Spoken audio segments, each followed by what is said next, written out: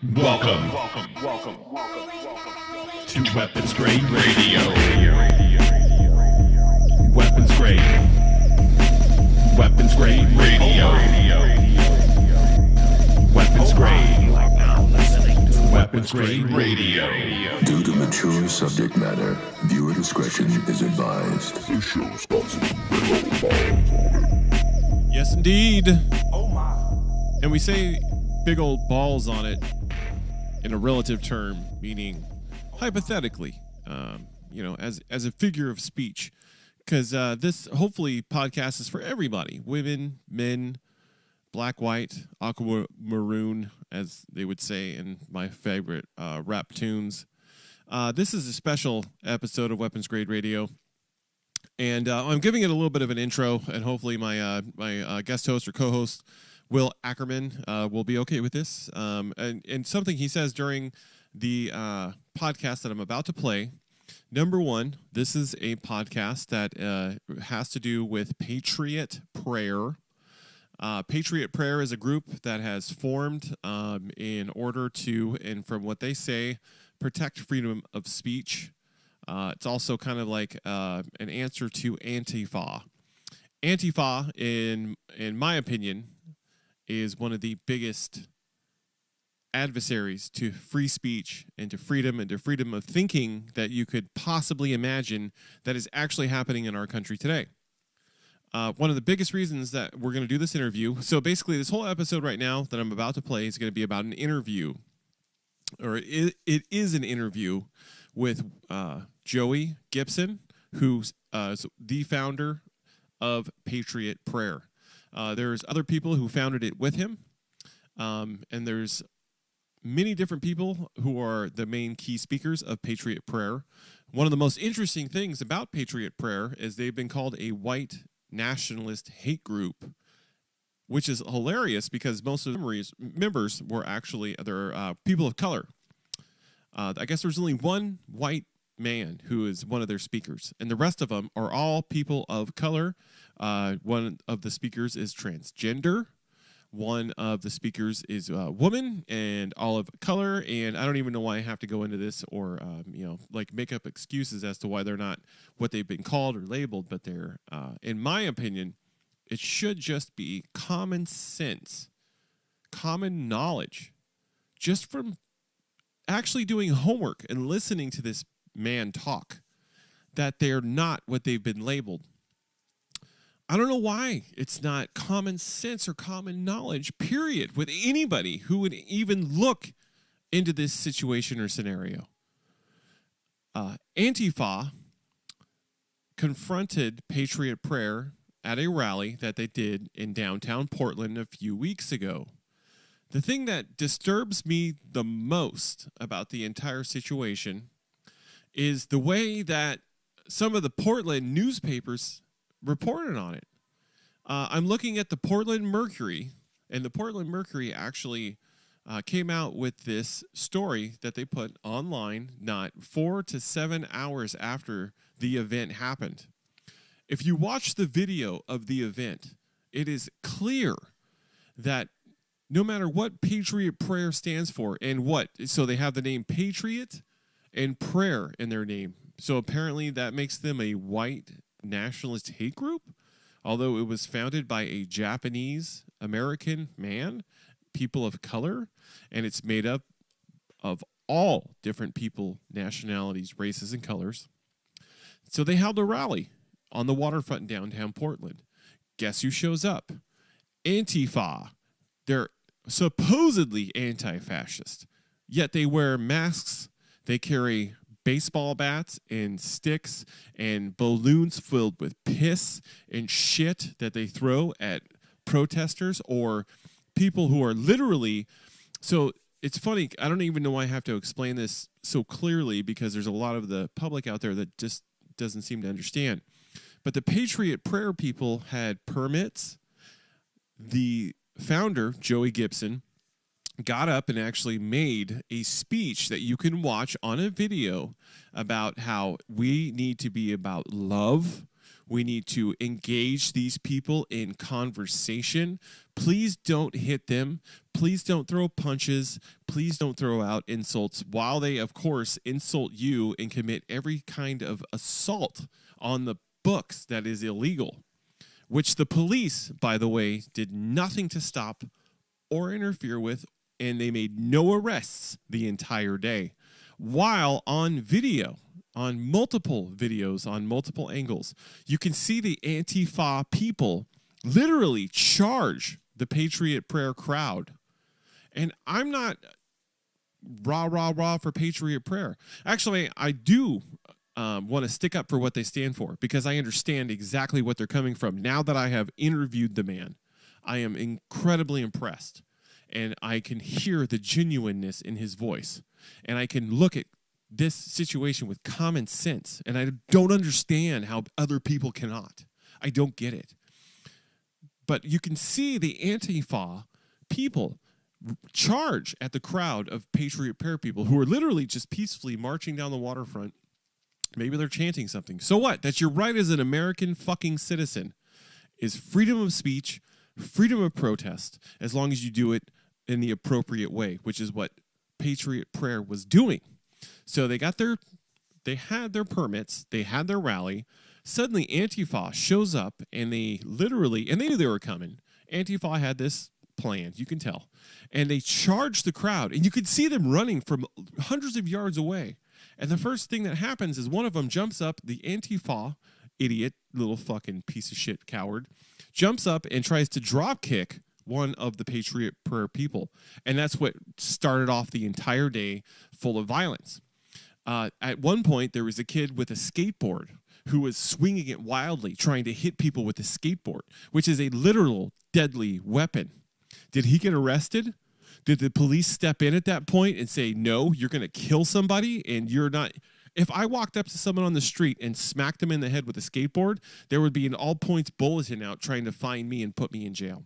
This person who was swinging a skateboard at innocent people in no way, shape, or form was arrested or was punished in any way. Why? Why is that? Back up. You can see somebody from Antifa dropkick the people from Patriot Prayer. You can see violence. You can see bear mace. Antifa literally sprayed the crowd of Patriot Prayer people with bear mace. And I'm not taking sides. Well, I am taking the Patriot Prayer side. That's just the obvious fucking thing.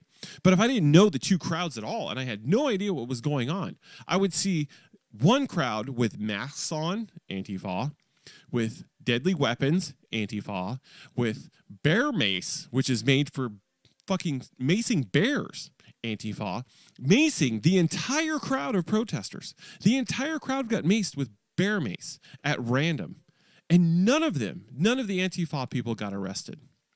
The Portland Mercury, and I'm calling them out personally, the Portland Mercury put out a blog on Blogtown, Fights on the Waterfront. This is the title of the blog they put out hours after this whole thing happened.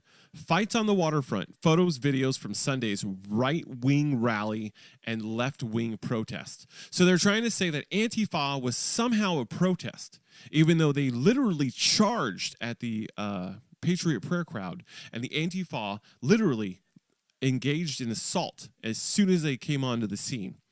And I'll tell you what, if I see one of those little mass shits running up to me, trying to beat up on me or beat up on one of my fellow citizens for expressing and enacting my right to freedom and protest and free speech, I would want to react. I would want to beat the hell out of that guy, and I'd want to protect myself and protect my fellow citizens, especially the innocent people that had nothing to do with any violence whatsoever. And Antifa wants that to happen. So I hope you listen to this interview. I hope that you don't read the Portland Mercury. I've been reading that paper since I moved to Portland. I love the fact that I can find out all the shows that are going on all over the place. I like the fact that it's free and it's artistic. But when I read right-wing marchers and left-wing protesters had a dumb clash on the waterfront Sunday afternoon, with pepper spray and punches flying, a handful of people got bloodied up. Nearly everybody got called the Nazi. No shit, Portland Mercury. By who? Who was calling people Nazi? So I would appreciate it if the Portland Mercury and also the Oregonian would not leave pertinent information out that's so obvious that you could find on the internet, that they would blame the people who perpetrated the violence for the violence. And this here is actually an interview that Will Ackerman, my co-host, and I did not too long ago, a couple of days ago, with the founder of Patriot Prayer. His name is Joey Gibson, and it is incredibly eye-opening and telling interview. He actually talked to us for almost an hour and a half about everything, from Patriot Prayer, how they got started, how he feels, and what they're really all about. So if you want to know what Patriot Prayer is all about, open your ears, listen to this interview. Welcome to the show, and I really appreciate you for listening, and I appreciate the fact that you want to hear the truth. So now I'm going to go ahead and play the interview with Joey Gibson of Patriot Prayer. And also, real quick, I want to apologize for the low-tech version of this interview. I had to do it. I'm new at this. I had to actually put a microphone up to the phone. We had to speak into the phone, the speakerphone or whatever, while recording it with a microphone. So the quality of the recording is really bad, but the interview is amazing. I did the best I could to make it sound as good as I could, and hopefully we can all get past the fact that it's kind of low-tech recording. But anyways, on to the interview with Patriot Prayer and Joey Gibson. All right, we have another episode of Weapons Grade Radio. Yep. And we are very happy and excited, blessed, whatever you want to call it. Yeah. From whatever walk of life you are, whatever race you are, whatever nationality you are, whatever religion you are, to have this guest on our show. We in no way, shape, or form advocating any kind of racism whatsoever. We have nothing to do with any Nazi groups, and it's even insulting for me to kind of even. We shouldn't even be doing this. I shouldn't even be standing here saying virtue signaling. This is just virtue signaling for the right. Right, virtue signaling, which is a new term that I just learned. But we have the moral high ground. There's no need to apologize or try to absolutely compensate for what we aren't. Absolutely, I just feel like for those who are ignorant enough to just label anyone they feel like, because of their skin color, correct, or what they look like, or what social or economic background they come from. It's really ideological differences that drives this narrative. Ideological. And we also apologize for the sound quality. It's bad. I apologize for the sound quality because we have to do this extremely low tech today. Our guest could not do a Skype interview, so we're going to do it with microphones next to a speakerphone on a phone. So, Joey, we're very happy to have you on the show. I am honored to have you on the show. Appreciate you being here. So does Will. I've met you before, man. I was at the last rally you did downtown. I said hi to you a couple times, but it was kind of chaotic. And then for those who aren't around this area or whatever, we come from Portland, Oregon. There was a rally that was done with Patriot Prayer, or by Patriot Prayer, a couple of weeks ago. And it ended up being chaotic. Violent. A lot of pepper spray, a lot of mace.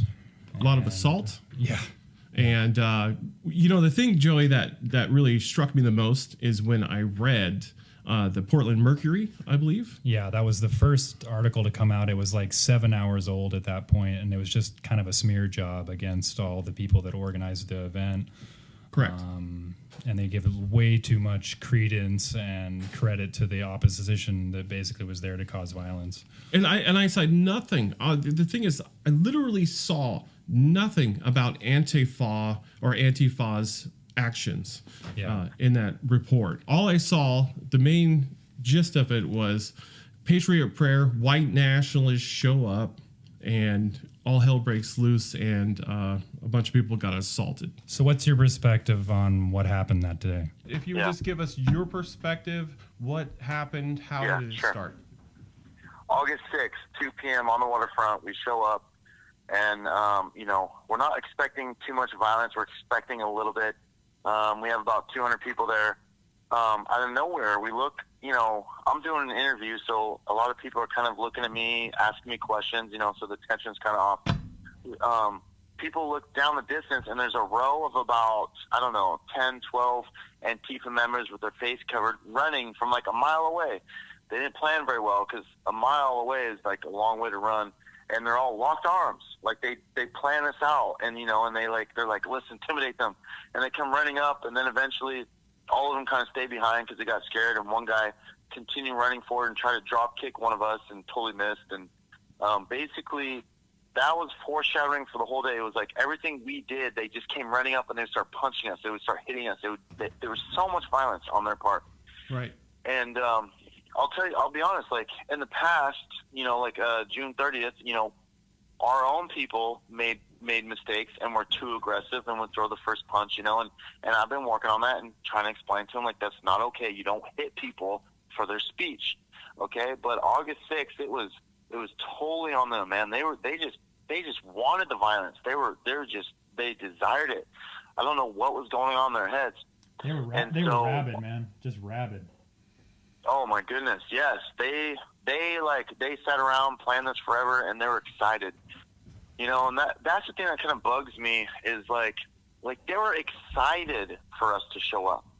It wasn't like they were like, no, we need to stop these guys from showing up. It was more like, oh, we're so excited they're going to show up in our town. We're gonna like make a name for ourselves. We're gonna make ourselves famous. It had nothing to do with keeping Nazis out of their town. It was about looking cool. It was about making a name for themselves. You know what I mean? That's the thing that bugs me. It wasn't a standard like deplatforming approach. It was like, yeah, they showed up, let's kick their ass. That's just a very childish way to deal with it. Right, and one of the most interesting parts about that is that the Mercury made it completely look like it was you guys are a white nationalist and you were looking for a fight. That's the narrative that people constantly use against us. And it's interesting, like when you read these articles, they say that we show up to these liberal areas, and I don't want to say liberal, it's just these areas that are intolerant. We show up to provoke a fight. And it's funny because they use the word provoke, because provoke means you don't throw the first punch, but at the end of the day, we don't show up like cussing and yelling and like, doing everything we can to get them to throw the first punch. No, we just show up talking about freedom and God and love, like how dare you?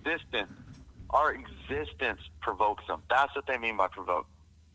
It's ideological differences that lead to this kind of in attempt for them to basically try to have a conversation with us when all we're trying to do is dialogue and open people's eyes to what's really going on. Yeah, absolutely. Unfortunately, we have these people that try to latch on to what we're doing, and they will show up and they'll cuss, they'll yell. And there's tons of people, like, it's weird. I have these people who pretend like they're on the same page with me and Patriot Prayer and some of these other people. And it's just fake. Like, they just show up. They just want the platform. Same thing with Antifa. They just want the platform. They just want to be known. They just want, like, it's just so weird. Like, there's so many people just reaching for something right now. And a lot of it has to do with attention. A lot of it has to do with just being part of something that people are paying attention to.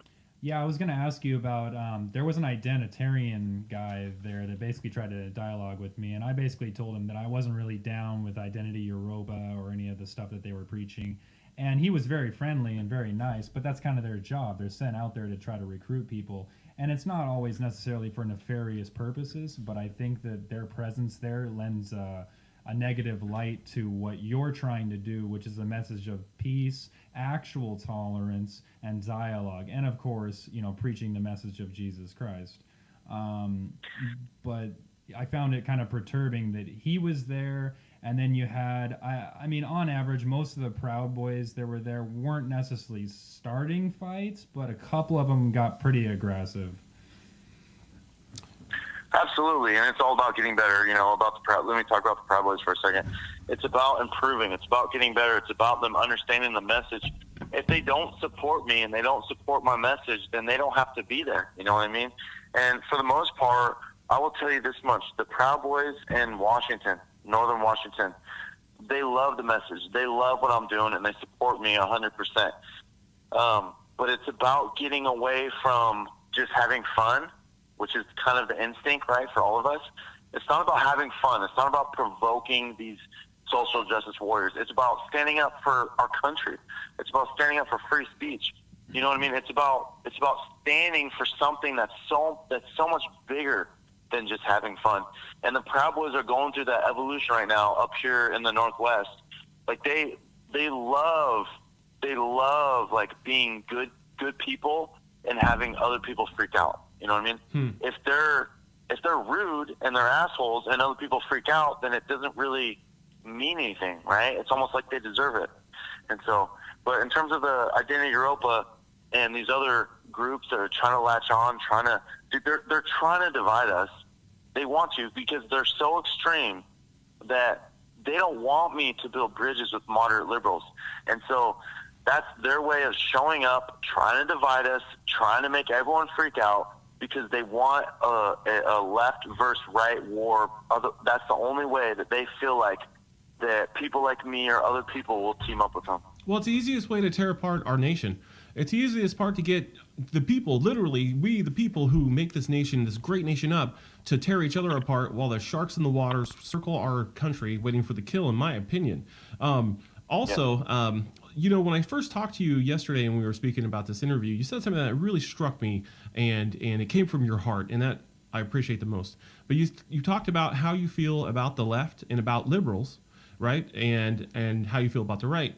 But what you said about the liberals is that, you know, there are people, it doesn't matter, like if you're on the left, if you're on the right. I myself personally feel like I'm a fence sitter. I think that's my new term for it, because I don't subscribe to any particular ideology from any side, period. But at the same time, I respect, you know, like from what you were saying, the liberal side of it or the left side of it, there are people who don't like the Antifa movement as well.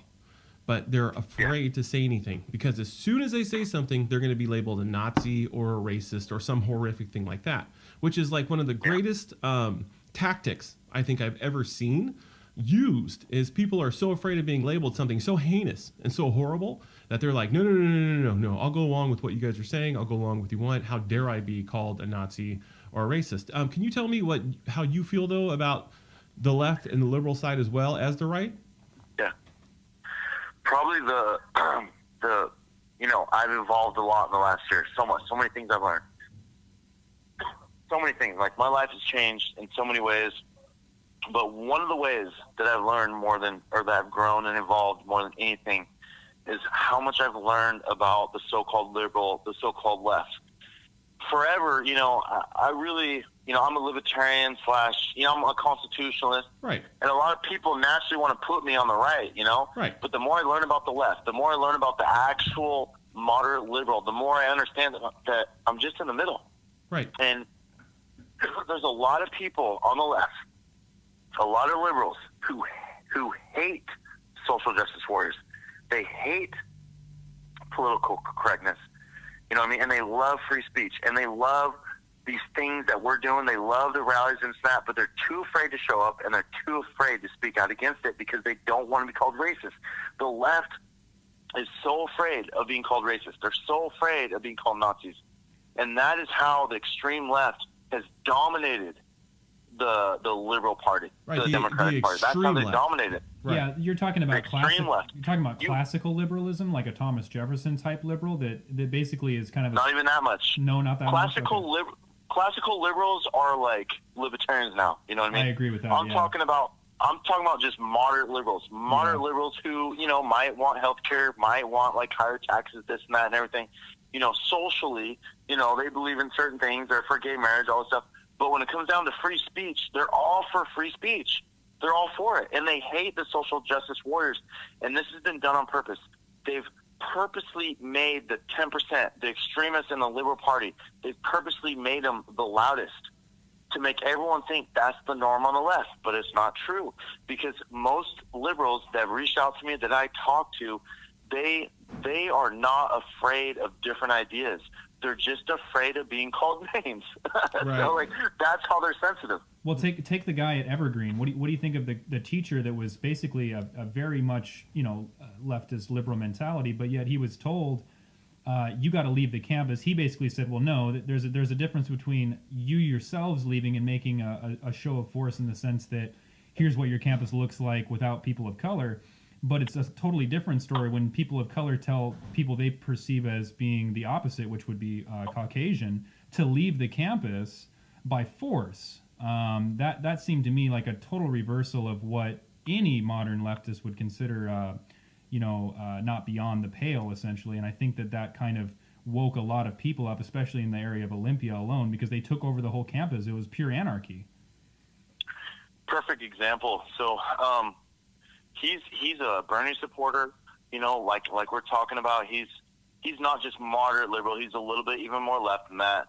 But he believes in free speech. He's against racism. He's against true racism, which if you're against racism, that means that you're not allowed to kick people off of campus based off of their skin color. Like that's logic. You know what I mean? Right. So this guy, this professor, he believes in logic. He's against racism, and he's one of the few liberals that actually stood up, you know, that actually stood against these social justice warriors. And I will tell you, Evergreen State College, I don't know if you know this or not, but we went up there, we protested, we talked to a lot of students. Yeah. These students who are running the college, who are running rampant, you know, running around with bats, they don't represent the majority of the college. That college is like 90% liberal, but 10% of the school were the loudest, and they're running around pretty much running the school, and everyone was too afraid to speak out against them. And they had baseball and that's really bats. a good example. Yeah, they're running around literally with shows of force. Right. Yeah. Wow. Literally. Yeah. And, you know, what really baffles me is how people don't understand or see how this is like literally the beginning of a new type of fascism or Nazi movement or whatever. If somebody comes up to me with a weapon and threatens me and threatens my safety because I don't agree with their ideology or I have anything to do that is against their ideology whatsoever, they're going to beat me up. They're going to hurt me. They're going to hurt my family. They're going to destroy my personal property.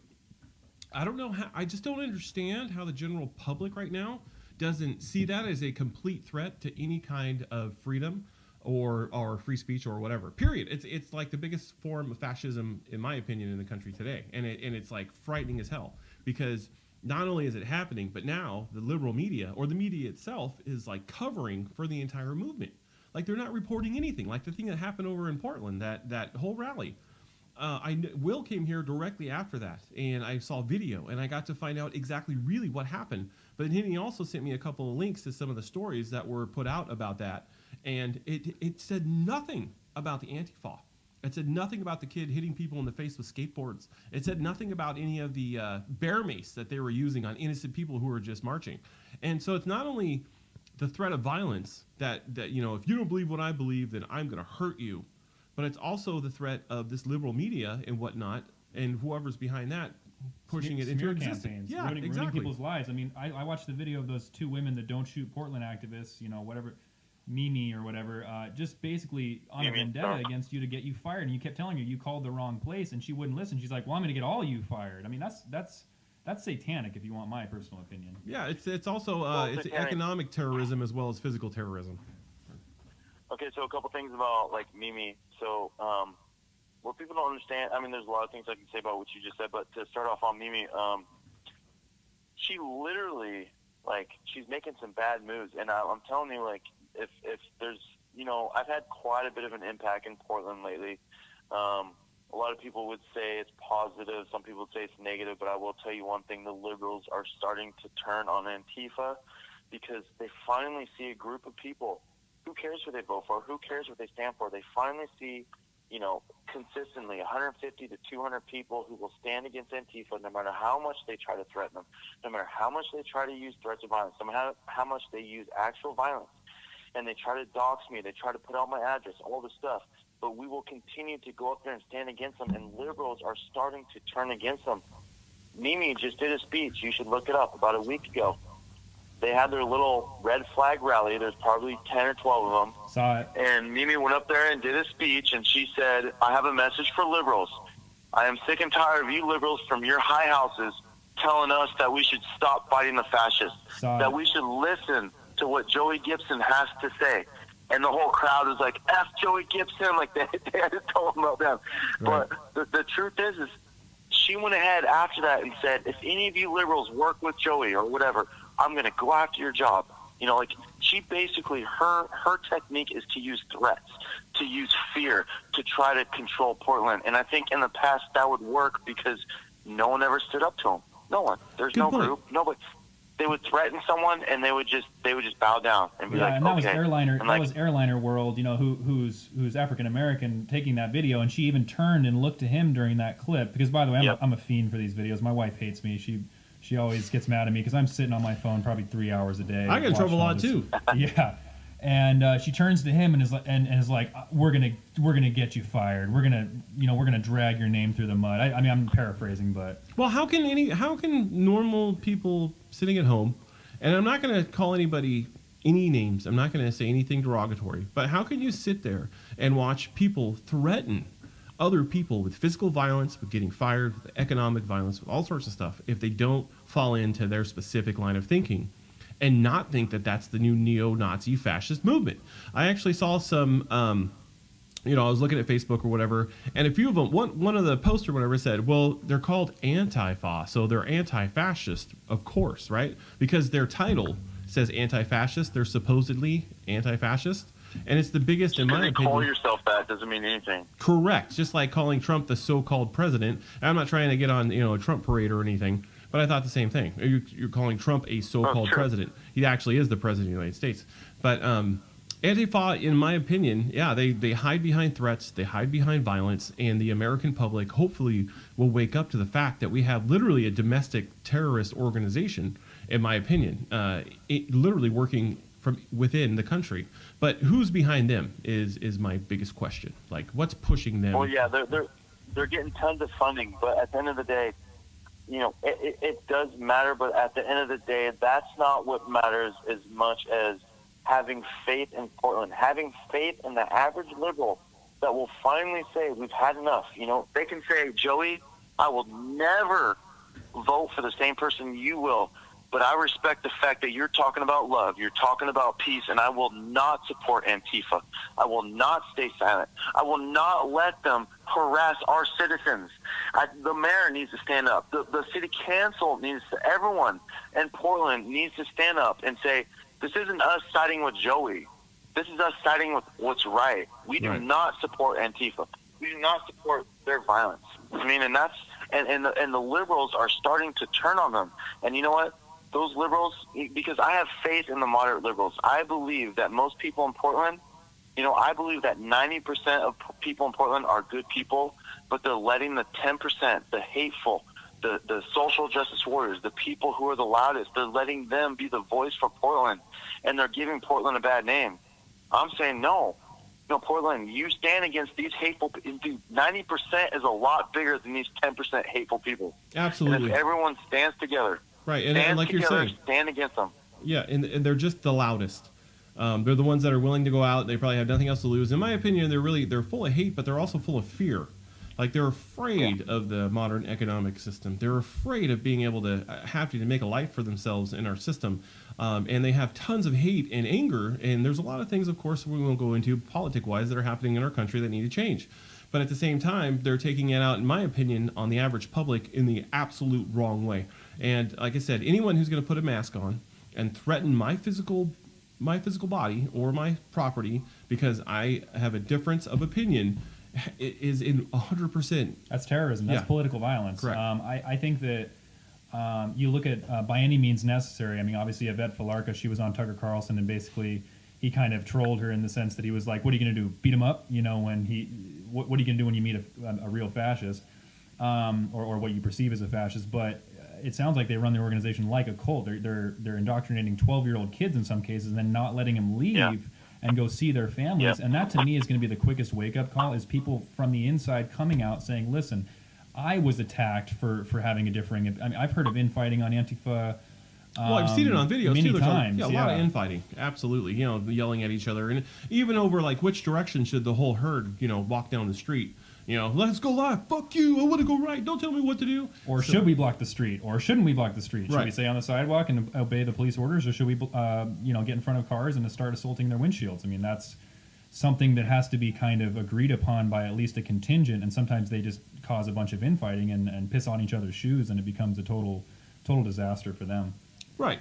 But, the biggest issue to me, and I think we all agree on that, is that the media literally leaving out anything that has to do with any anti-FA violence whatsoever.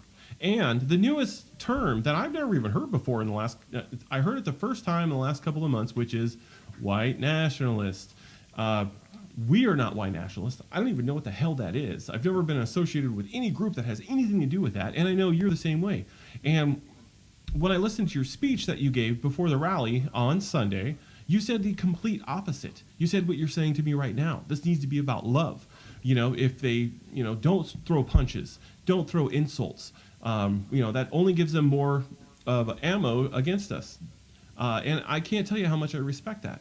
So obviously, it's obvious that you guys aren't racist to me, in my opinion. You have nothing to do with any kind of Nazi organization whatsoever, and neither do we. So you're coming up here. You guys are going to be heading to San Francisco. I think there's a certain politician that has been doing everything that she can to make sure that you guys aren't able to do that. And can you tell us a little bit about that? Yeah. If you're comfortable, sorry. Let's just be honest. Nancy Pelosi isn't the smartest person in the world. She's not very good at strategy. What Nancy Pelosi does is she does what she's told to do. She does what the elites tell her to do. She pretty much just put herself in the worst situation ever. Let's talk about strategy. She went out and she tried to pull a permit. Okay, number one, that's going to increase the size of a rally, right? Number two, she said that we're white supremacists. We have 3 rap artists from the Bay Area that are black that are going to be there speaking. Every single person that is speaking is a minority except for one white male speaker. Everyone else is black, Hispanic, Asian. We have one white female speaker, and we have a transsexual speaking. Okay, so that's going to go against her.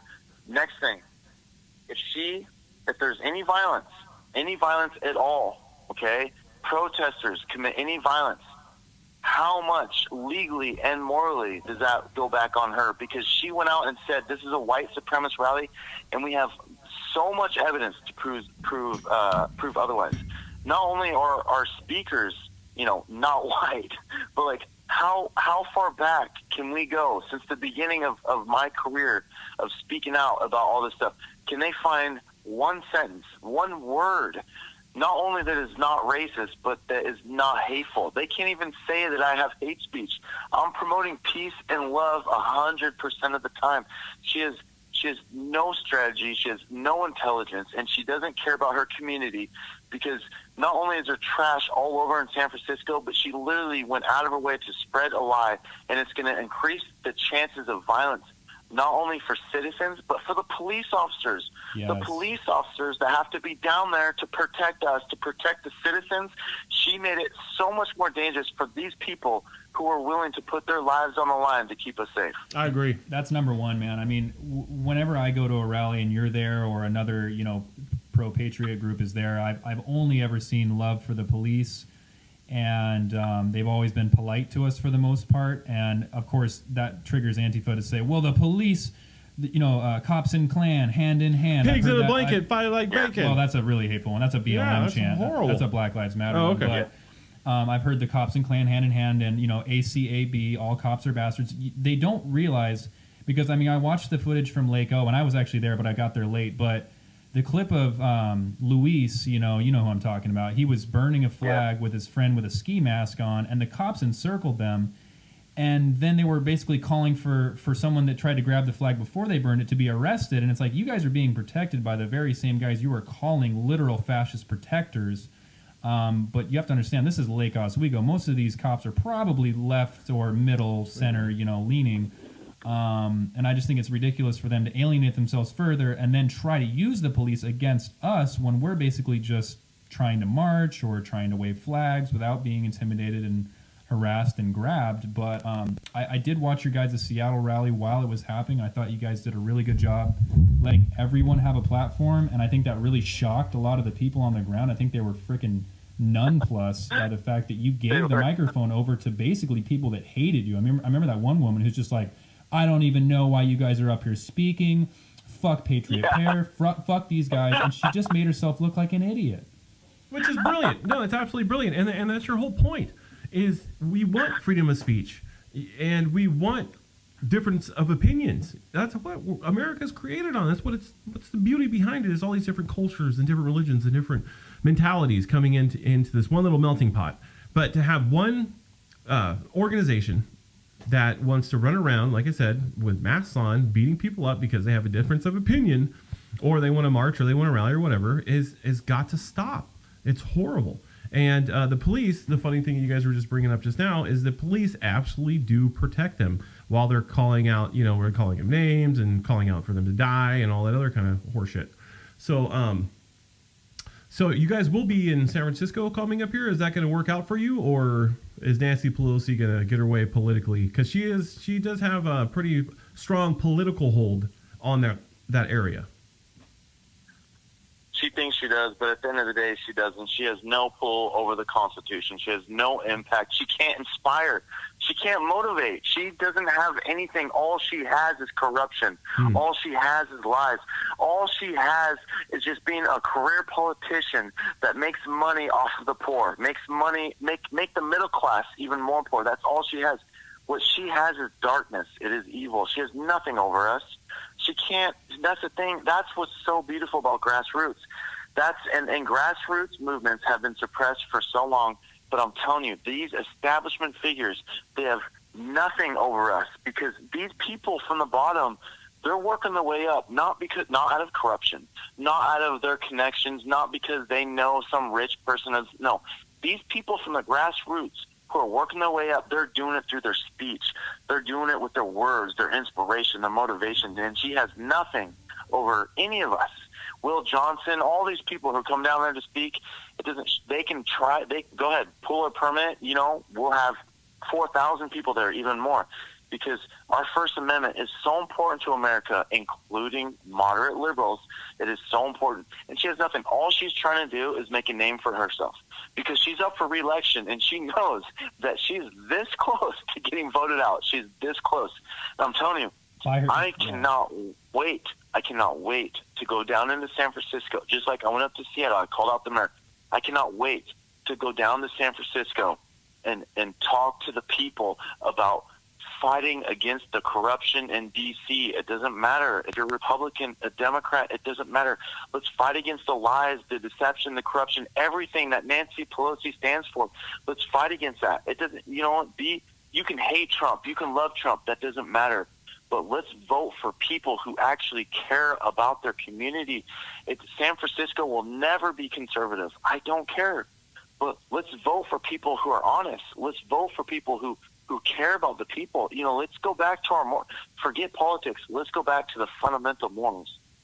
Yeah, I don't know if she's any worse than Maxine Waters. I mean, she's literally being called the poverty pimp, by Omar Navarro and people like Sabo, which I love Sabo's street art. I think he's one of the most iconoclastic, cool people we have on our side right now, because he's just so raw and he's unapologetic, and of course he's just a funny guy. You hear every interview I've seen on the street with him, he's like, or the interviewer will go, what are you doing here today, Sabo? He's like, I'm trying to get laid. And it's just, because he's not wearing like any Trump gear. He's just like, I'm here to get laid. And I just thought it's hilarious. But just to briefly touch on Charlottesville, my opinion and my personal take on the whole thing is it was a giant honeypot.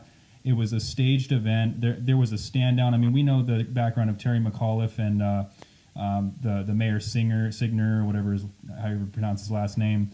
But I heard eyewitness testimony that a woman saw people bumper to bumper buses in an alleyway. They have obfuscated the optics.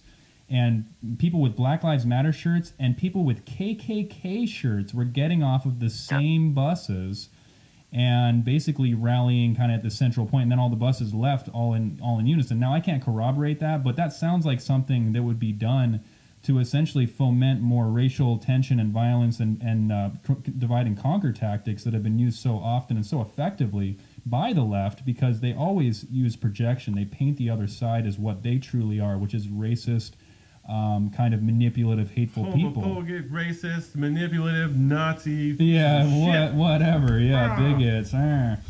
Like you were saying, Joey, when we were talking previously, you were saying it was a trap. Can you elaborate more on that? Yeah, absolutely. It was 100% a trap. And I don't know who was in charge. I don't know. I'm not about conspiracies. What I do know is that there's every single movement in the history of this country. Okay, every single grassroots movement has been ruined by extremists within their own party. Okay, and this is exactly what happened down there in Charlottesville. They use the under the guise of unite the right. They bring in all these people who they don't think it's about white supremacy. They don't think it's about white nationalism. They think it's about uniting the right because the conservatives are freaking out right now. The right are freaking out, and they went there and under that guise. And there were so many people shipped in there. Whether they were real Nazis or not, that's not the point. The fact is there were so many, like, I seriously think every single Nazi in the country was shipped in there to make it look like some huge movement.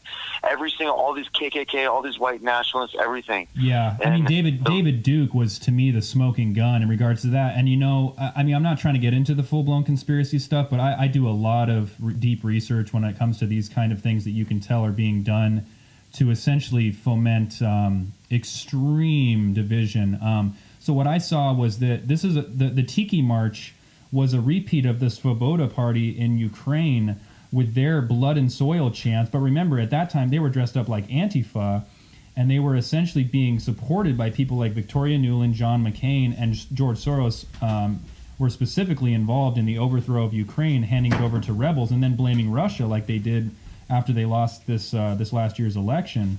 But it was the same chance. If you're a listener and you're listening, if you're a listener and you're listening to this and you're thinking conspiracy theory, you're thinking wacko, like, do your research. Look into Ukraine. Look at John McCain. Look at the establishment and our government and how much they were begging for a war against Russia before Trump. Yeah, look into that, and then you'll get the story. I don't know if you've heard of a guy named Michael Rivero. He's pretty darn neutral when it comes to taking sides. He did go pro-Trump. He did get mad at Trump when the missile strike happened in Syria, but I'm not trying to divert the conversation. Yeah. And I did too. Trust me, I was mad. But yeah. The thing he really hammered home was when those tanks were being purchased. The scrap tanks, I believe Ukraine was purchasing them from not Bulgaria, but another Eastern Bloc country, and painting them in Russian colors. And the idea was they were going to assemble them on the border of Ukraine and Russia and say, look, Russia's invading. And he broke that story before they were able to basically fully initiate that plan. And so he basically put too many eyeballs on the what was about to occur and blew the lid off that. But it was very interesting to see the lengths that they'll go to set up a straw man and foment world war. I mean, we don't want to go to war with Russia. I don't know how you feel about our military capability, but Russia has, in many ways, far surpassed our ability in regards to specific technologies, in my opinion. I mean, obviously, the military is 50 years ahead of everybody. That's beside the point. Yeah. That's besides the point. The point is we have people who want to go to war because they make money. Right. That's the point. Yes, of course. And so we don't have to go to war with Russia. There's no reason to. Like, we don't. They're not a threat right now. I understand, like, that's kind of political because that's why the establishment, the Republicans, the Democrats, they were begging for a war with Russia. That was the plan the whole time. That's what the whole thing is with Ukraine was. That's why we started that revolution, all that stuff, But that's that doesn't that's besides the point. But sorry, go ahead. At the end of the day, if you listen to these theories and you think about how crazy it is and you think about, like, there's no way this stuff happens, okay? You have to understand, you have to look up false flag attacks. These things have been happening since, like, forever. That's how Hitler got into power. That's how Putin got into power, false flag too. attack. Yeah. He burnt down his own buildings and blamed it on the enemy. That's how they gave him all the power. False flag came from the Navy, the ships. They would switch out their flags and they would put up, a different flag, and they would attack their own people. So that gave justification for your country to go to war. I mean, it's just common sense. Same thing at Charlottesville. Like, I believe in my heart, I know for a fact that they brought in a bunch of moderate Americans, moderate right-leaning Americans, and they put them in this situation to where it was just like they even if that guy did not run over people, right? Let's say that never happened. Right. They still attached all these rallies, all these freedom rallies going across this whole country. They attach them to white supremacists, Nazis, white nationalists, and that was done on purpose. I saw a literal. So I have Reddit installed on my phone, and I frequent the Donald a lot because I just love the community on there. Anybody who's listening, please check out _Donald because they're really positive guys. They're They're very inclusive. I mean, there's Muslim Trump supporters on there. I mean, I've just seen people from all walks of life. But in any case, there was an update, one of the push notifications from Reddit, and it said the far right has 9 rallies planned for this week alone, and it referenced the Boston rally. And I think that Boston for Antifa was some of the worst optics they could have possibly fomented for themselves, by way of basically After making the fact, you mean? What's that?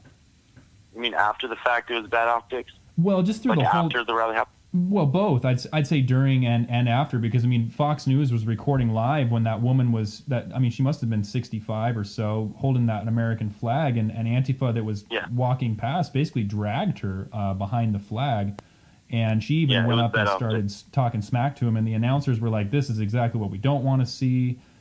This is bad. You know, this is not what a protest is supposed to look like."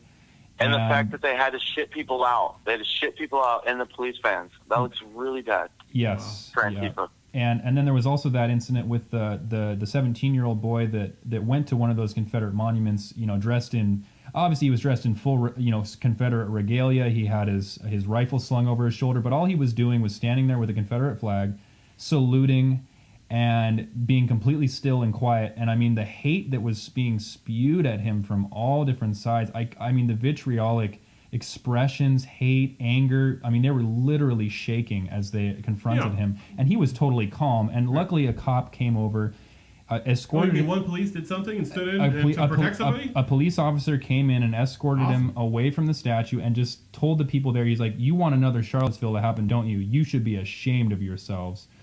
And then helped the kid. The cop said? What's that? Who said that? The police officer said to the people who were harassing this young man, "You should be ashamed of yourselves. You just want another Charlottesville to happen." And then he escorted the kid out of there. But guess what? That kid just got kicked out of his high school before his senior year. And all he said on video was, "I just wanted to do this for my ancestors." He's like, "I had to stand up for my ancestors." That's all he said. That's all he said. That's crazy. It's like that guy that worked in, I think, a Burger King or McDonald's in Berkeley. Oh. He got fired because he was there, and but let alone that I can't pronounce her name. That Asian lady that's the head of BAM. Yvette Filarka. Yes, she's allowed to go out there and incite riots to say it's okay to use violence against people who feel differently, but yet she still has her job. She even got arrested. But yet she can still teach at a middle school in Berkeley. But a man who showed up over at Charlottesville, who didn't commit any violence, who didn't do anything that was bad, he just showed up there. He gets fired. Wow. You know, and there was actually a teacher in my son's high school. Of course, I'm not going to name the high school. I'm not going to name the teacher because that's not what this is really about.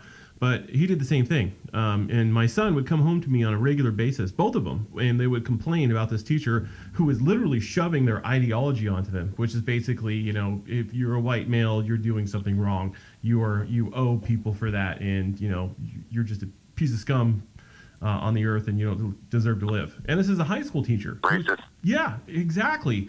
And, you know, the most interesting thing to me is that, you know, it's kind of like a husband that habitually cheats on his wife. He's going to accuse his wife of cheating on him. That's what happens when you have people who literally are full of hate. And it's literally, this is the new Nazi movement, which is what I'm trying to get through to the average listener. They say, well, it says Antifa, it says anti-fascist. Well, they are using fascist techniques in order to push their ideology on everybody.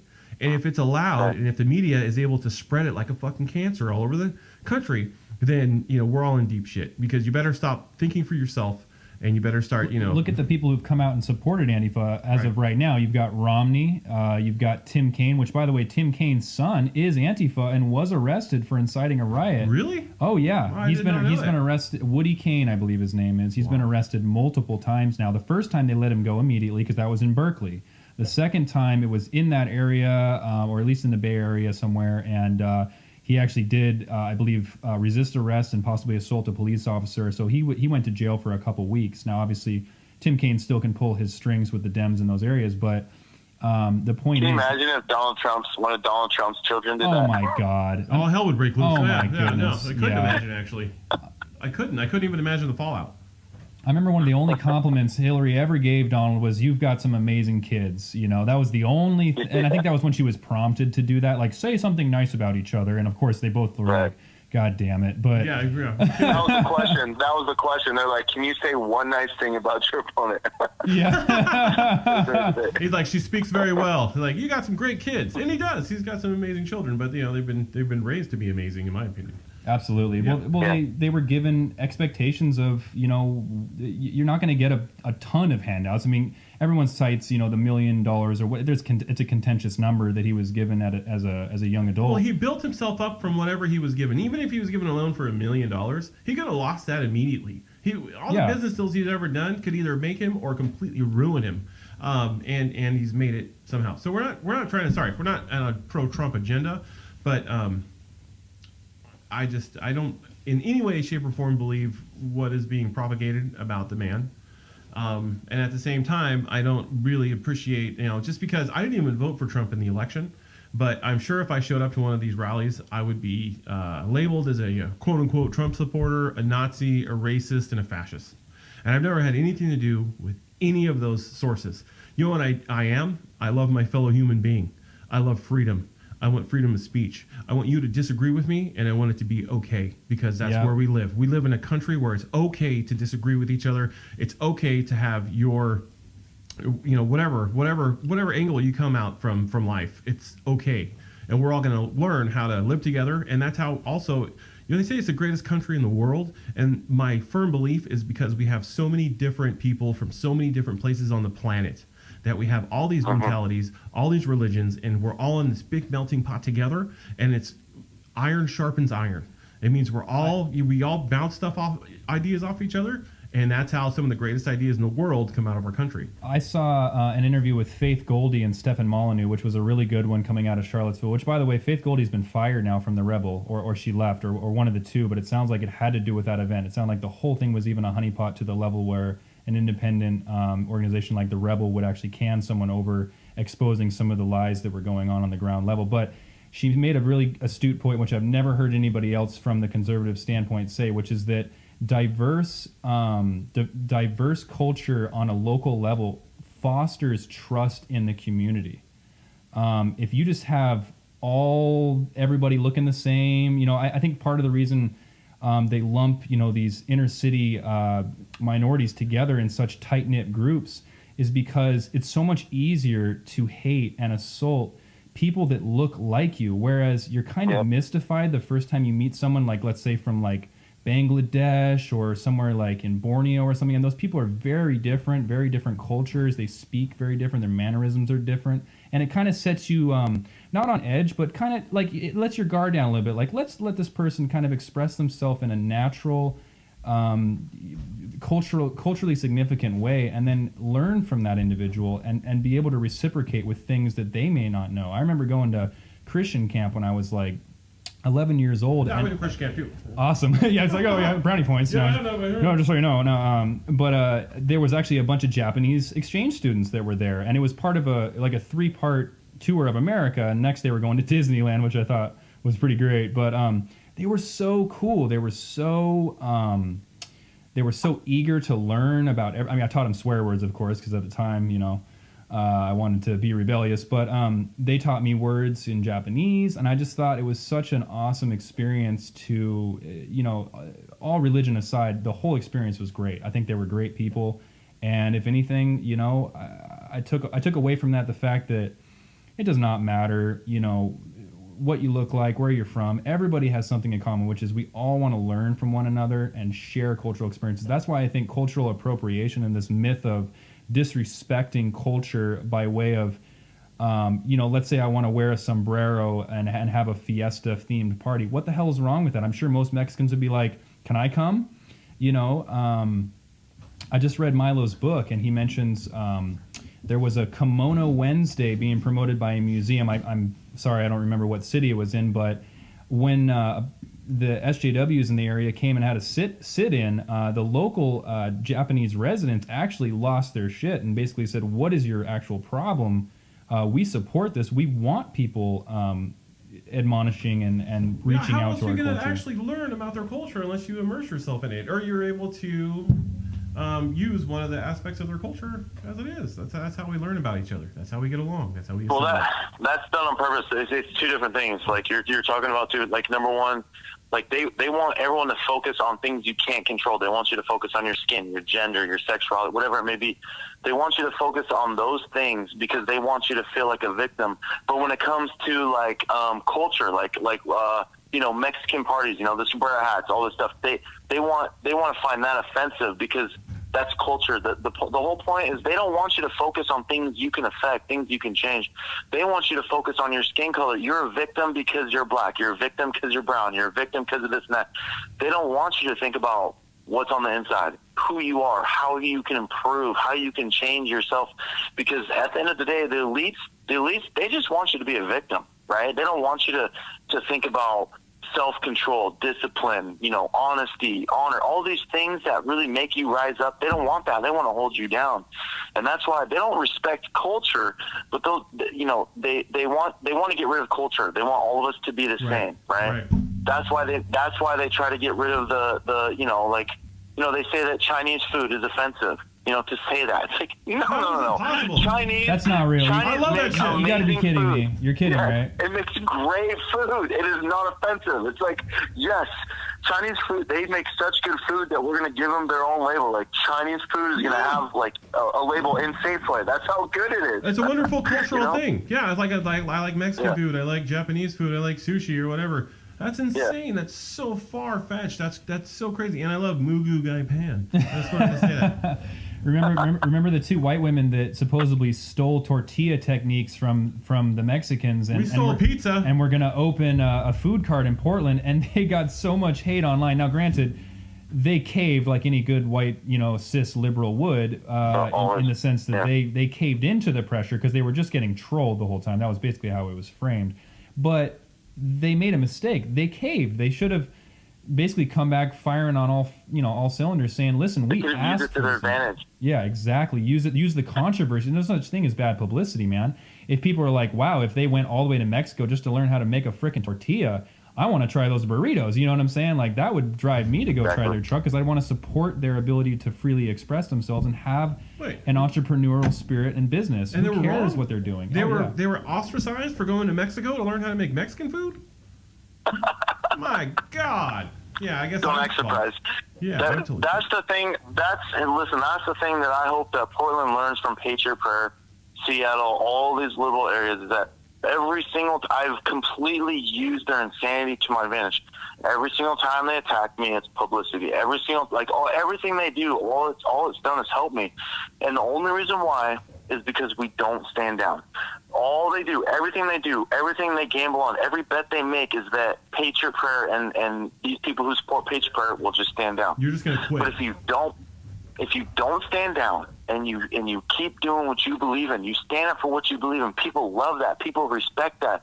You get publicity. People love the underdog. Like, that's what it's all about. But people don't like underdogs that quit, right? Mm-hmm. That's not every underdog quits. They love the underdogs that never quit and they keep going forward no matter what. Right, and that's how your movement's going to build. Because I'm sure a lot of people have seen these videos, seen you guys try to do your rallies, seen all the hate and all the cursing and everybody surrounding your rally, and you can't even speak on a loud, on a PA system because so many people are screaming out, "Not to go home, not to go home." Yeah. I wonder if these people have even, literally, we have YouTube. It is an age of technology and information. You can't go online and see what a real fucking Nazi or neo-Nazi looks like. And they're saying, well, this is the Nazi movement, but it's in disguise. I'm sure we'll be labeled Nazis, right? Because, I'm even talking to you. And that's what I cannot stand. I'm against, and I will fight, period, till we get through this and we overcome it. You cannot label me. You cannot tell me not to think a certain way or to do something a certain way, because you will label me as something that I am not. I think another really important part of being able to express ourselves freely and going out there and showing, putting truth to power is never apologize. Never apologize to, this was part of Milo's book. I'm kind of regurgitating it, but he basically says, as long as you're saying what's morally right and you're not preaching violence and you're not preaching hate, you should never, ever kowtow and basically, because because they expect you to apologize. They expect you. They dogpile, man. I get in so many Facebook arguments. I really shouldn't, because some of these people are beyond It's saving. like fruitless, basically. It's almost all fruitless, but at the same time, I will never stoop to their level, typically, with personal insults and attacks, and I will not apologize for voicing my opinion. I will say I'm sorry when I'm wrong and I missourced a story, which only happens every once in a while, but they act like, oh, boom, everything you say is wrong now. And of course, I'll post stuff from Breitbart or InfoWars, because usually they have the most thorough investigating on certain things. And immediately it's, oh, InfoWars, or, oh, Breitbart, oh, that's fake. And I'm like, you guys listen to literally Media Matters, David Brock propaganda by way of Share Blue and these trolls that act like they have the dominion over facts. And it's like, bullshit. You don't have a monopoly on truth. Truth is self-evident, and you've seen, even though Alex Jones, people like that are crazy on the microphone sometimes, he's been right like 80% of the time. I'm not going to give him full credit, but like, damn. Which is pretty good statistics. He has pretty good statistics. For media. Sometimes he goes a little too far, for me. And but he also knows stuff that we're not he's not even supposed to talk about some of this stuff. Like, if you watch I keep telling everybody I know, if you want to get red pilled, or at least start dabbling in differing ideas, listen to his Joe Rogan podcast. Oh my God. Yeah, you'll never be the same. Let's put it this way. Yeah. Let's put it this way about Alex. Let's say he's wrong 95% of the time. It doesn't matter. The fact is, I believe that Alex Jones is saying what he thinks is real in that moment of time. Like, I believe that he's sincere, and that's the thing, is that, like, if you are sincere, if you're an honest person, it doesn't matter if you're wrong. None of that matters. Evil will come at you, and the only power that deception, evil, darkness has over you, if you're a good person, is to get you to quit. That's it. I think that expression, the greatest lie the devil ever told was to tell you that he doesn't exist. I think that's more, and by the way, I'm not a very religious person, just off the cuff. I think that some of the most valuable quotes are from the religious perspective, because it doesn't matter what God you believe in, or what, immutable characteristics you have that make you ascribe to a certain faith. But at the end of the day, they do believe in God and the devil. These people, these Luciferians, these elites that torture and sexualize young children and try to normalize pedophilia, they're driven by a desire to defile what they think God has created in his own image. And the most satanic thing, Luciferian thing you can do is destroy a child, because a child is clean, pure, and that is what drives them, is to defile and erode pure, just unadulterated kindness and love and innocence. They hate it. It's repugnant to them.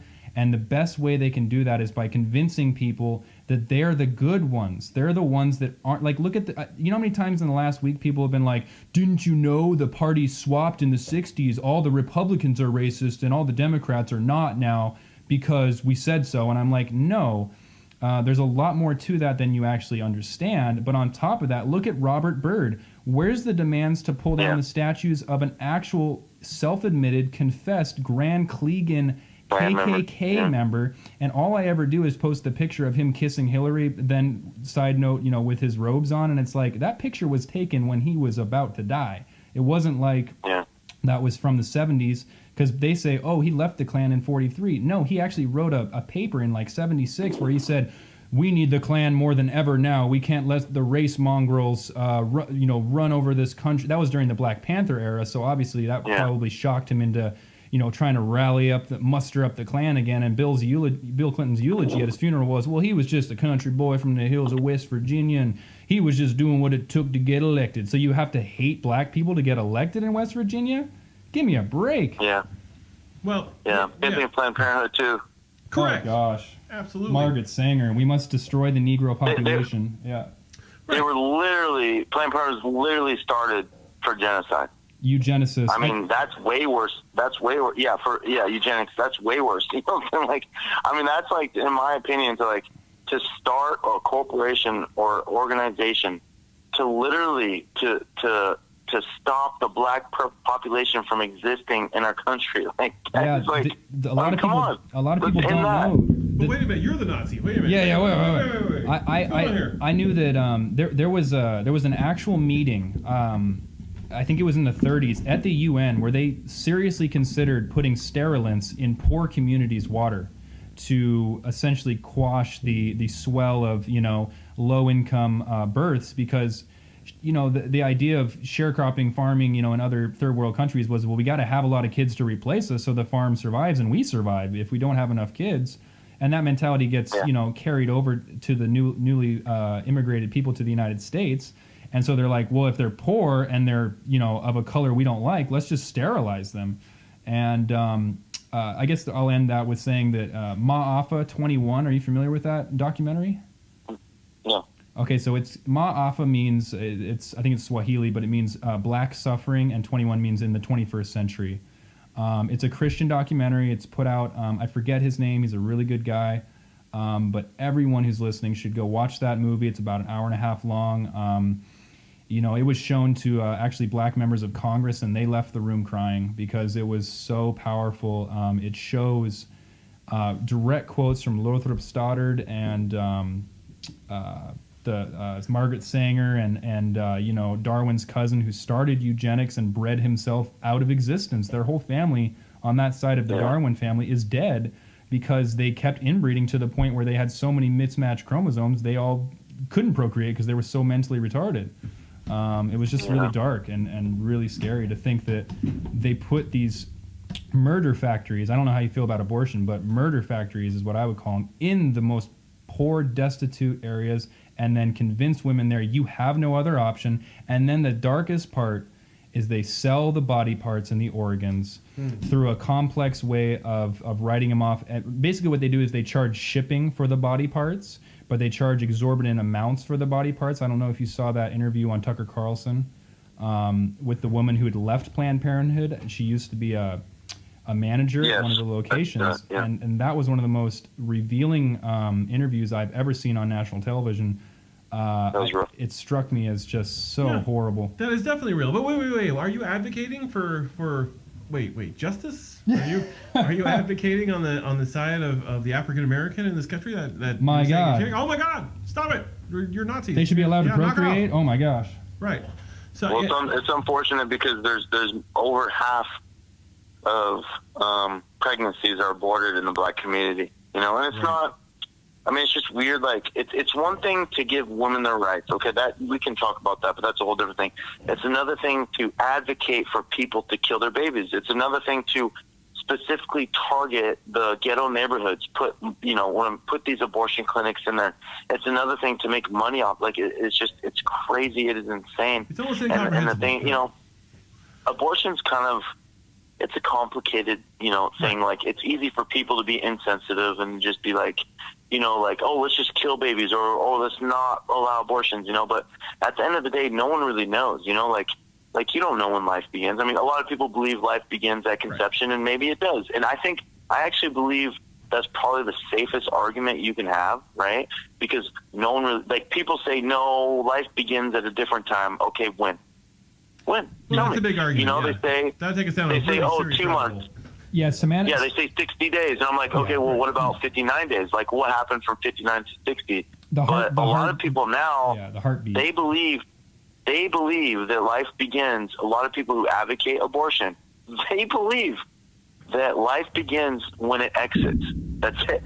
Like, no, because if life can exist on its own, when it comes out, whether it be 6 months or 9 months, you can't say it's only alive because it leaves the womb. You know what I mean? But it's a complicated. It is a complicated subject. Yeah, I'm sorry, we don't want to take you down that rabbit hole. Yeah, I mean, I just would end with saying my wife's pregnant, and we've been working with a pregnancy center down in the town we live in. I won't mention the name, but the women are really great advocates. And I went and saw them at one of the fairs that was going on in Oregon, and they had a booth set up, and I thought they were really brave for selling bumper stickers and showing they had all the little models of how babies develop at different times, and I kind of gave them my 2 cents, but I will just end by saying that the law that just passed in Oregon is a travesty. I'm not going to get into it, it's but pretty horrific. Yeah, we're paying for everybody's abortions, including people who come here with no intention to contribute to society necessarily. Yeah. And look at the guy that they just let out of jail after there was an ICE detainer. The guy had been deported 20 times, and then he gets to run free like a bunny, hop through a 65-year-old woman's window, rape her, steal her car, and rape another girl, and then they go, well, I guess we'll learn from that experience. But it's like, well, we should have never got to that point. He was living on the street smoking meth. I mean, the guy was not a great guy. We're not against liberals. We're not against... not at all. No, we're not against the left, not just against the certain right. policies. Exactly. Really. And my opinion is that there's good ideas and bad ideas on the left, and there's good ideas and bad ideas on the right. And if we're not able to express those to each other, we can't find middle ground. Never find middle ground. We will not, and we won't be able to get past it. We won't be able to grow as a culture. So this is what's really going on in Portland. This is the real story. So there's these neighborhood associations that are being taken over by Antifa, anarchist communists, right? And they are passing neighborhood laws that supersede city council laws or rules or whatever. Code. Yes. So, like, for example, the police are allowed to do homeless sweeps if they choose to be. That's the rule. And it was controversial because, you know, people don't like, you know, a lot of people make a big deal. And, you know, you remember all that homeless were along the river, along the railroad tracks? Yeah. They went in there and cleared it out. So after that, in Monteville neighborhood, which got taken over by communist Antifa anarchists, they got the majority and they started passing these crazy rules.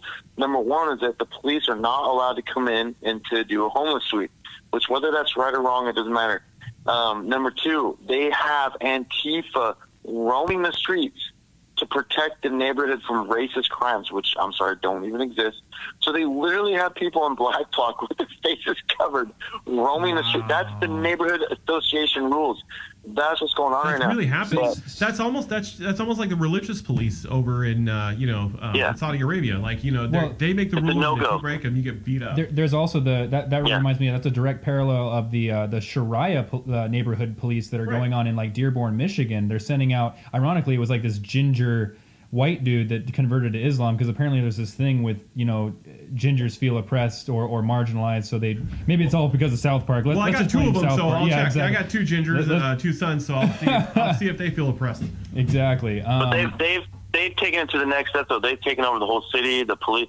That's what these Antifa are trying to do, the anarchists, because they look at liberals as just pushovers. They feel like they can stomp all over the liberals in Portland because they're so afraid of them. They're so afraid of the threats, so afraid of the name calling. Yeah. I'm telling you, if the liberals do not stand up in Portland, before they know it, their city council, everything will be taken over. And, like, it will literally be illegal to be white in Portland. It'll be illegal to just walk around, you know what I mean? Like kissing your girlfriend on the waterfront will be considered a hate crime. Well, yeah, eating Chinese food. Yeah, I totally agree with you, and that's why I'm doing this podcast, and that's why I chose to have an interview with you. I don't care what anybody tries to fucking label me. I don't care, because I know exactly who I am and what I stand for, and we know on this show what we stand for. But I can see that coming. I don't know why. And our liberal brothers and sisters on the left, and our conservative brothers and sisters on the right, we need to come together to stomp this evil out, because it is evil. This is communism. This is oppression. This is hatred that's slowly growing in our communities, and it will take over if we don't act on it. That's how I feel. Exactly. I agree. We need to basically come to terms with the fact that we're all people. We're all humans. You know, I feel hate in my heart sometimes, and I regret it the next day, because I'm like, you know what? They're just people. They're misguided.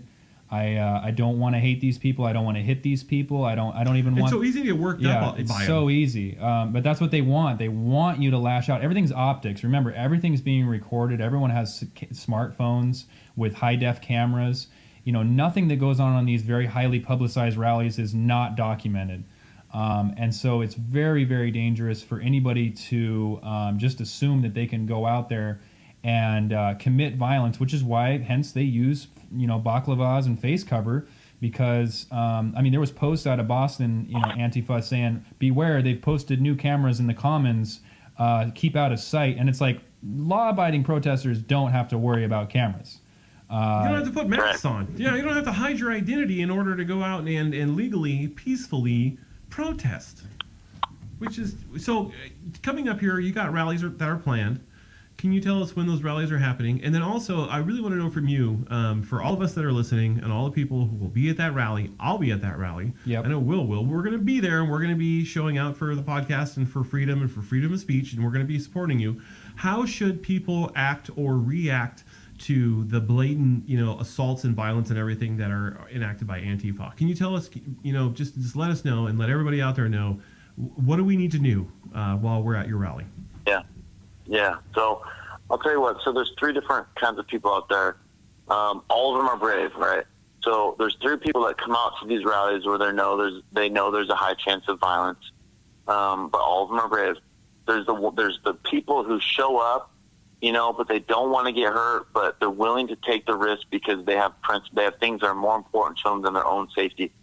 Okay, so those people will always be safe because here's the one thing about Antifa. They are so sidetracked. The protesters, they cannot split up. They always are like, it's just like, here's my enemy, I'm going to go after this. It's like the front line. So there's always safe spots to be. Always. You stay in the back, you'll be fine, okay? No, that's the first. No, number 2, there's people who go and they just want to fight. And I don't blame them. They're pissed off. They're angry. They feel like they just want to beat up Antifa and chase them out of town. That's basically the same mentality that Antifa has, right? Right. They just want to beat people out of town, all right? And that's why, in a way I'm coming from there, as a self-defense kind of a way, and as I can't stand what these people are for, and I just want to stomp them out and get them out of here, but that's not going to work. Right. And most of those people, they're not going to throw the first punch 99% of the time. It's like as soon as they start, they're just waiting for any excuse. You know what I mean? And so, yes, and I will never, ever make someone feel bad for protecting themselves, for protecting other people. You know what I mean? Like, morally, there's nothing wrong with that. Strategically, there's an issue. There's the third group who are growing right now. They're growing, and they feel Patriot Prayer. They feel what I'm saying, and they understand. They're willing to put themselves on the front line and to take a hit and to not fight back, because at the end of the day, we understand that we want the world to see how evil Antifa is and how hypocritical they are. They say they're there to fight against hate. If they're there to fight against hate, then they're not going to punch innocent people. You know what I mean? And so the goal is September 10th, we're going to have a lot of people in the front line that's going to protect the crowd. And they're going to be there. They're willing to take a punch. They're willing to take a hit, and they're not going to fight back. And we're going to get all of that on video. And I know that the liberals are already putting pressure at Antifa as it is. You know what I mean? They're already starting to get my message. They understand that I'm preaching love, I'm preaching peace, and they understand that Antifa preaches hate and violence. And so any good liberal is going to be like, who do I want which one of these groups would I rather be in charge of my kids? You know what I mean? Right. The group who's preaching about love and peace, or the group who's just like, I'm going to take your job. You know what I mean? Yeah, I'm going to take your job. I'm going to beat you up. I'm going to get you fired. I'm going to fucking find you. You're going to fucking kill you, motherfucker. Yeah. I thought one of the coolest people that showed up to the rally was that really short, long, wispy-haired, kind of just hippie chick, but she was so rad. She had like the pamphlets to hand out with the Revolution thing. She's like a Ron Paul libertarian kind of. She's a Ron Paul, That lady was great. I had a great long conversation with her. She was a little wild, she towards the end. She's crazy. Oh, she's nuts. She's crazy, but she's a great person. Yeah, she is. Absolutely. I could tell so much love and kindness coming from her.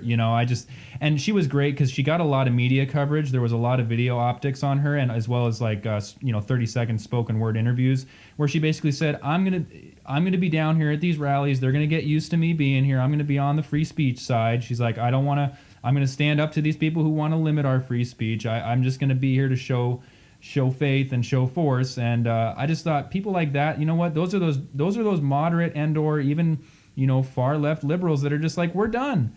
We're done with intimidation. And I noticed in Lake O when that event went down, the march, there was so many people over the age of 60 with LO stands for love, and it was more of a flower child protest. I had no problem with those people, but I got a little offended when they decided to stand behind Antifa and the Black Bloc, when they decided to block the parade route on the steps in that courtyard area. I realized they're not only afraid of Antifa, but they're willing to stand behind them and not denounce them publicly because they truly think we have shared goals. But I think as each event transpires and no real Nazis show up, no real hate speech is spewed from our side, they realize we just want a voice too. We just want a seat at the table. and we have opinions that they share, which is nonviolent, peaceful, free speech protests, which everyone has a right to in this country. And if we lose that right,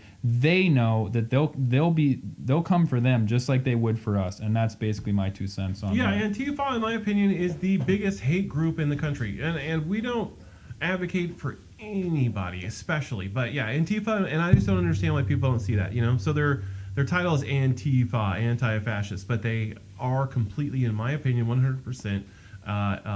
Domestic terrorist, and also sign the petition. Huge hate group. There's a petition now. Yeah. So anyway. Well, I've built some a coalition with a couple groups. Some groups who are like they're liberal, socialist, and they kind of believe the media, so they think that I do have ties to hate groups, or they do think that maybe sometimes Joey has hate speech and maybe he's afraid to speak out against it. So they don't understand how consistent I've been, right? Like they'll see a couple of my videos and be like, oh, yeah, I can work with this guy, but they believe the media, like, oh, Joey has a history of spewing out hate speech. And so it's funny, like, I probably shouldn't be saying this, but, like, I'm building this relationship with these groups who are like, I'm going to convince Joey to be against hate speech and to speak it out against hate groups, you know what I mean? So like, I'm going to participate in like changing Joey, but part of the deal is they have to speak out against hate speech too, and speak out against these hate groups. And it's funny because I've consistently like done that. Like I will always speak out against hate speech. I'll speak out against hate. Period. Wherever it comes from, any form. Right. And so now I'm putting these groups in a position where like, if they're going to honor their agreement, they're going to speak out against Antifa. They're going to speak out against this hate speech. They're going to speak out against these threats of violence or violence that they use. You know what I mean? Because they think that for some reason, like I'm afraid to do that, but I'm not. I've been doing it forever. I'm just going to stand up for what's right. That's it. Right, left. That's the beauty about what I do and where I'm from. I don't care I understand that evil people exist all around us. Left, right, middle. It doesn't matter.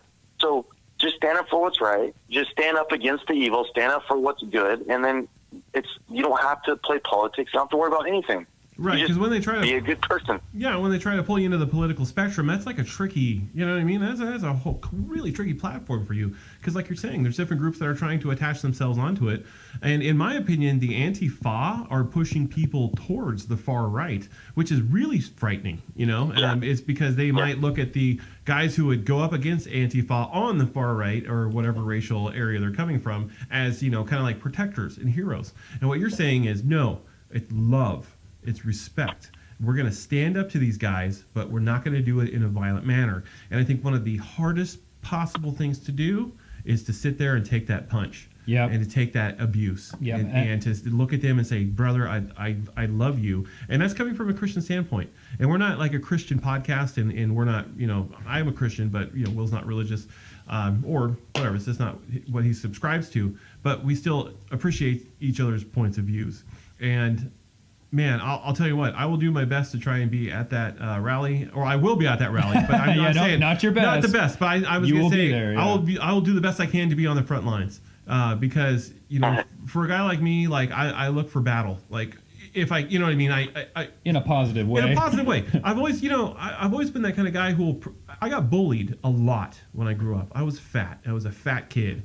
And if I see bullies out there trying to pick on anybody and do anything violent to somebody who can't stand up for whatever reason, I'm there. My sons have been brought up the exact same way. My youngest son got bullied a lot as well until he stood up and fought back for himself. So kind of my defense mechanism and my trigger is that if I see a bully and I see them trying to pick on somebody who cannot defend themselves or who's innocent, I want to go in there and I want to stomp them out. But I have to suppress that and that anger and that whatever rage, because I know Antifa is like the ultimate bully. But for a strategic avenue, you're right. I mean, I want to be there. I want to help out and to take a punch, to take a racial slur, or to take any kind of profanity thrown at me or whatever, and not throw a punch back will be probably the hardest thing I've ever had to do. Yep. Yeah. And I mean, hey guys, I gotta. I'm sorry to interrupt. I gotta go, but me too. I can just say this last message. This last thing before I go, I just want all of Portland to know no matter how much people want to make you average liberals believe that I'm your enemy and I'm extreme right, it's not true. If anything, I know that Portland will always be liberal, and there's nothing wrong with that. In fact, Portland can be whatever it wants. I just want to get rid of the intolerance. I want to get rid of the hate. I want to get rid of the threats. And I know that there's so many good liberals in Portland who just want what's good for their city, and they're afraid to stand up. They're afraid to stand against Antifa. If anything, if we can all work together to get rid of Antifa, to make them insignificant, because that's all they really are. They're just a bunch of insignificant children who cannot inspire, they can't motivate, they can't speak, they won't even show their faces. They have nothing but fear. So let's expose them for who they are. And I'm willing to work with anybody, doesn't matter who you are, to get these kids out of the town. And get them help, honestly. I think they just need some help and guidance in a positive, constructive way, because a lot of these kids are just a product of the liberal education system that's told them, you're a product of your environment. If your environment sucks, you suck, and there's nothing you can do about it. Why don't you get on food stamps and welfare? I mean, that's just kind of... Well, I think they're, it's a defeatist attitude. It's a defeatist, angry position they come from. Right. But you have to call them out. You have to. It doesn't matter. You have to call them out. Yep, agreed. That's it. You call them out. You show them the light. You whatever. That's how you make them insignificant. You show them the light. Show them something better, because Antifa has nothing to offer these kids except they just offer them something that they think, food, money, whatever, family. A lot of them are drug addicts, man. A lot of them are just drug addicts, unfortunately. Exactly. Yeah. Let's show them love, strength, courage, all light, all these things that they're not used to. And humor. But and more fun. than anything, you have to take away their moral high ground by calling them out. You have to. So. Amen, brother. We appreciate you being on the show. Yeah, man, I appreciate you being on the show so much. Hopefully we'll talk to you in the future again. And thank you again for being on Weapons Grade Radio, brother. And we'll see you at the rally coming up here. Sounds great. Feel free to reach out anytime. Thank you, brother. I appreciate that, man. Best of luck in San Francisco, brother. Thank you. Bye. Bye.